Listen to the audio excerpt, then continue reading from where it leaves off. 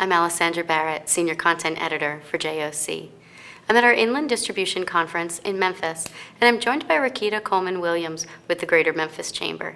Thanks for speaking with me today. Thank you for having me. You're on the Board of Advisors for the Greater Memphis Chamber, and you have many other roles within the logistics community in Memphis. Can you just give me a little bit of a rundown on your background there? Sure. So my first role and responsibility as a railroader, I am a solutions manager for the CN Rail, which is one of 5 Class 1 railroads that operate in the Memphis market.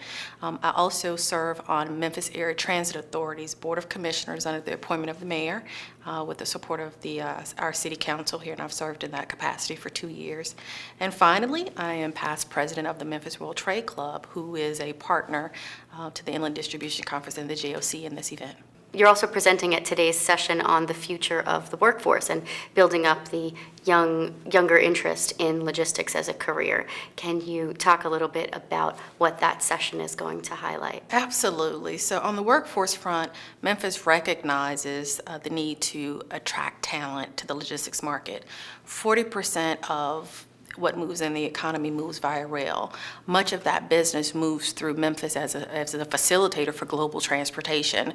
So a considerable amount of the opportunities that we have in the workforce are in the logistics and transportation market. So we have to take a look at education, how to ensure that students are aware of the opportunities, the wide range of opportunities that exist in the transportation industry. And it seems like, either we started too late in having these conversations, or perhaps we're not having them frequently enough. Because each year we have opportunities to talk to students, and at the end of each session, you ask a raise of hands of people who've considered transportation prior to that session, and still there are only 1 or 2 hands to raise. So we still have a lot of work to do around that issue.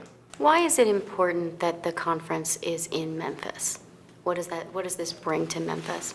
The movement of goods is something that most people don't consider a great deal of, but at the end of the day, it is the backbone of our economy. It is how we thrive, and Memphis is a very important enabler to our global economy and the United States' relationship with other markets and how we move commerce between those 2 markets.